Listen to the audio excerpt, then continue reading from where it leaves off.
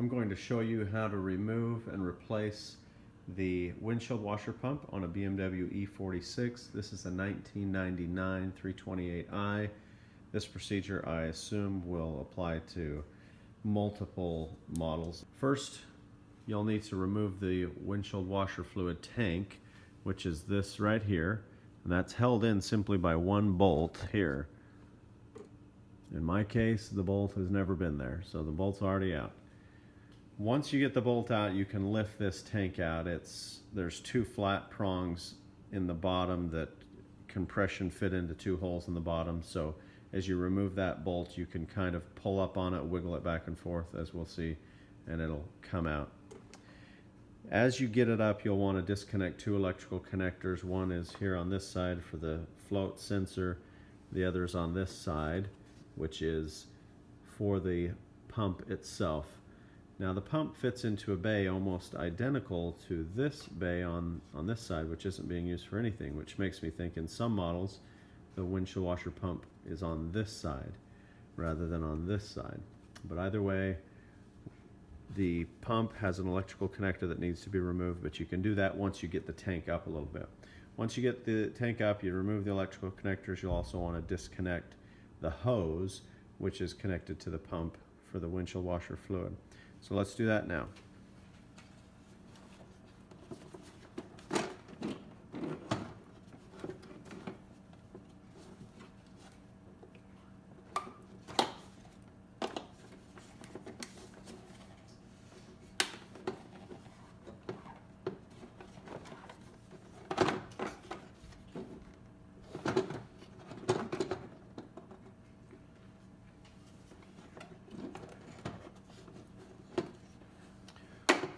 Forgot to mention that there is a plate that surrounds the pump and is clipped on. It's just pressed on.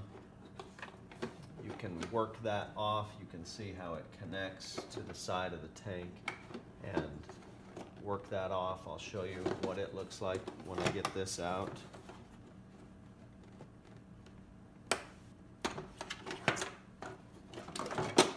So the electrical connectors are done.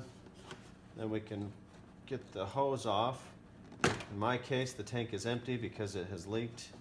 If yours was full, this may create a situation where you're losing fluid now all over, so you'd want to be quick, do this, and then get the tank out and dump it into something. Here is the flat angle bracket that surrounds the side of the pump. This clips onto the side here. It has a tab here and then two slots on these sides.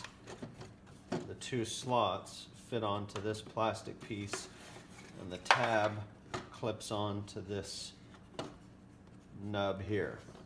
So you just relieve the pressure from the tab and it slides off, and you can do that by wiggling it. It comes off fairly easily.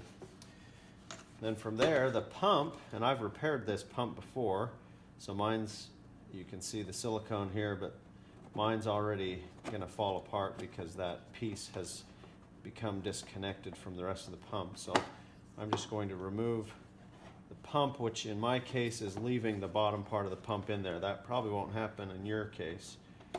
These will probably come out together. These pieces should stay together like that. And there's the pump.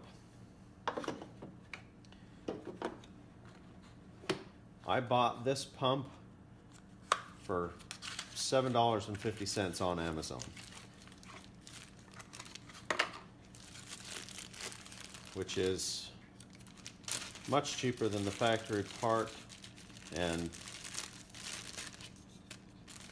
I'm not too concerned about that. It's an easy enough fix, even if this only lasts a year like some say it may. That's fine with me because you can buy several of these for the price of one factory one. But we'll see how it goes. This one came with a rubber grommet to go into the bottom of the tank. The one that's already in the tank is is thicker and more substantial, and I'm inclined to reuse it because I don't believe it was leaking. But I'm going to reuse it, but I'm going to keep the one that came with this pump just in case for some reason they're not the same, or it doesn't seal, or the old one's not sealing. Looks like they are the same in terms of the shaft length. So I'm just going to clean up that edge. I'm going to clean up this edge and reinstall it.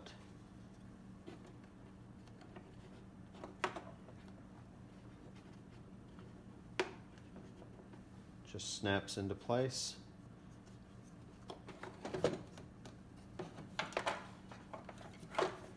Reconnect the hose.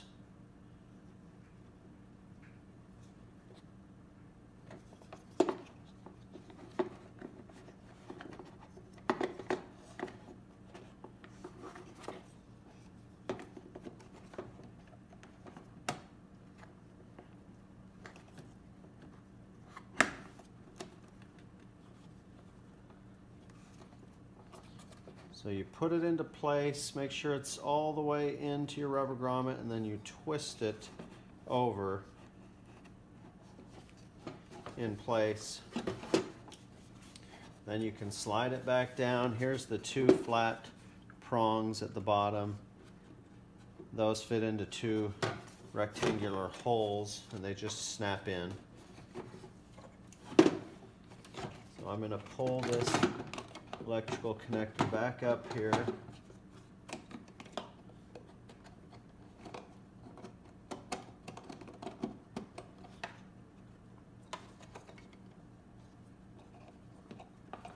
Which is completely backwards from the factory one.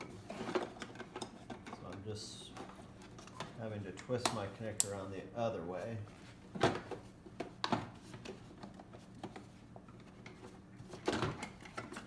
I'll slide this plate on.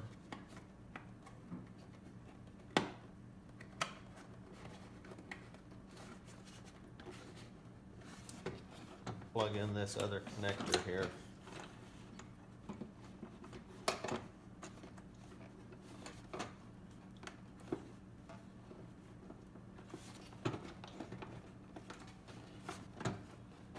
Then you just kind of got to feel, because it's so hard to see. You can see a little bit those plastic tabs in the bottom, but you just kind of feel for when they're engaged.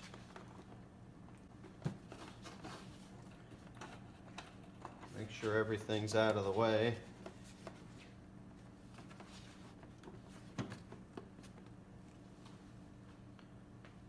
That should do it.